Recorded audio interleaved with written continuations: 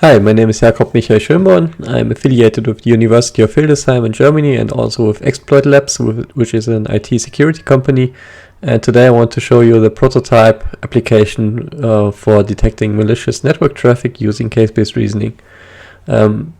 Explicitly, we are talking here about cross-site scripting and SQL injections. So why are cross-site, well, what is a cross-site scripting attack? Just for reference, imagine this snippet here of the code, which is basically a script tag. You are looking for an opportunity to place the code, for example, in a forum or on some kind of web page.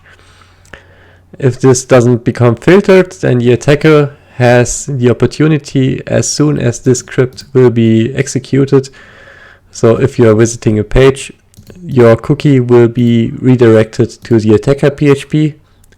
So the attacker will have some kind of script here writing down your cookie, and then the attacker can use your cookie to steal your session, also basically stealing your identity. So on whatever kind of web page you are logged in, this will be stored in the cookie, and this can be used that the attacker will be logged in your session. An SQL injection does basically the same, but on a databases level. So this is where your credit card number will be stolen, etc. So how do we capture the traffic to prevent, or rather to first identify those kind of attacks? We have here a tool called Wireshark, and we will have another tool called Burp, which I will not show here, but is basically doing the same. For example, what the problem is that we have a lot of traffic. For example, if I'm just going on the ICCBR webpage, you can see here all those requests, all those pages that have been requested. So just visiting the page creates traffic of 362 packages here. And we haven't even typed some kind of attack. So basically we are looking for some space to fill in our attacks. But this is the database where we can work with. So we have a number, we have the time sequence, we have a source IP address, etc. And also we have more detailed information in the info package, which we can also assess here. So we have a frame number, frame length, etc. So a lot of attributes that we can work with. How does the prototype basically is looking like is we have our index page. We can export the traffic file which we generated with that Wireshark program and also with Burp. And for each program or for each kind of file, so here an CSV file, here an XML file, you can instantiate a corresponding agent. So here we have a meta agent. So for example, with Wireshark, we can basically look for timed attacks. So we can look for when did certain requests has been sent. And with the request agent, we are taking a look more deeper into the request itself. So what has the attacker sent? And to coordinate everything, we have one communication agent who can query the request or the meta agent. So basically a very simple structure. We have here the prototype file. So we can import here the CSV file. So this is Wireshark traffic, which has been recorded. And this will take a little bit, but in a second we will see here the IP addresses that have requested our site in very, very short time, but in very, very many requests.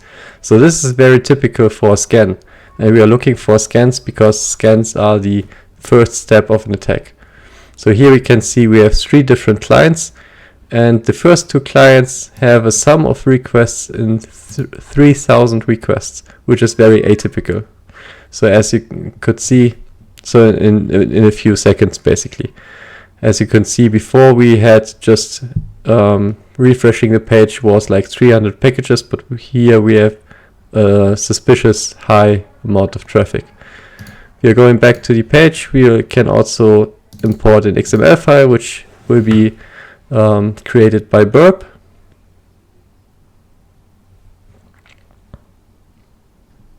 And I'll skip the upload, but we'll look here. Here we have the output traffic. we can see that we will send the requests that we have in our burp export, which is basically the same attributes as Wireshark, simply spoken. And we compare it to a malicious case base. So we have a case base prepared with known attacks. And we compare all the results of our scans with those cases in our malicious case base. And here we can see, for example, we have a request which checks for values 1, 2, 3, 4, and here for values 1. And for example, it queries a user table with a lowercase u and with an uppercase u. So very similar attacks, which is very typical. So attackers basically adjust their attacks by a very small margin to not become detected. And this is where the CBR prototype is looking to step in and to find similar attacks and identify them and provide a warning. The problem is we have still a few false positives. So for example, here in this query, an SQL injection becomes compared to an XSS attack, which shouldn't happen, obviously, because you cannot compare those different attacks to each other. But a few attacks become detected. For example, here in this, the attacker tried to recreate or to downwrite this tag, but to replace it with another code which basically re-identifies this tag. So this is the approach how to identify.